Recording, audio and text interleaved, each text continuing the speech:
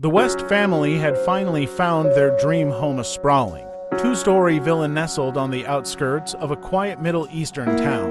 It was ridiculously cheap, but with a recent move and limited savings, they chalked it up to good fortune. The house was eerily perfect: white walls, arched windows, and a sprawling courtyard with a dried-up fountain. But something felt off. The strange occurrences started small. Rachel, the youngest of the three teens, heard faint whispers at night, barely discernible, as if the walls were alive. Ben, the eldest, often complained about his belongings being moved around. "I swear my phone was charging here," he'd say, only to find it stuffed under his mattress. One night, as the family sat for dinner, the lights flickered. Mrs. West laughed nervously, blaming the old wiring.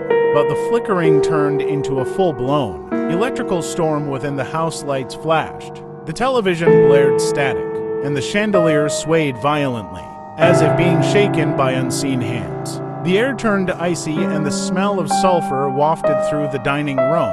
The next day, Mr. West tried to dismiss the incident. Old houses creak, he reasoned, but the teenagers weren't convinced. Leah, the middle child, had seen something that night, a shadowy figure lingering in the corner of the room, staring at them with glowing eyes. Things escalated quickly.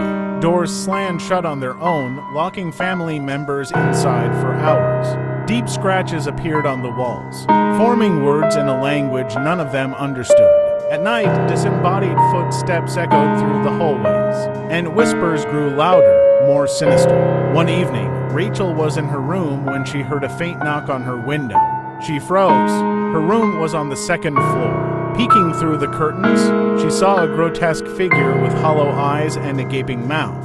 Clawing at the glass, her screams brought the whole family running. The parents finally admitted they'd bought the house after hearing rumors about it being cursed. Locals spoke of a tragedy decades ago. A family who lived there was found dead, locked in a room with no signs of forced entry. The house had been abandoned since. Determined to uncover the truth, the Wests contacted a local paranormal expert. He arrived the next day, clutching a worn leather book filled with symbols and chants. "This house is not haunted," he said grimly. "It is possessed." As he began the cleansing ritual, the house erupted in chaos. Furniture flew across the room, the walls bled dark red, and an unholy growl reverberated through the air. A shadowy figure materialized, its form ever shifting, its face a horrifying blend of features from each family member. The ritual failed. That night, the Wests fled, leaving everything behind.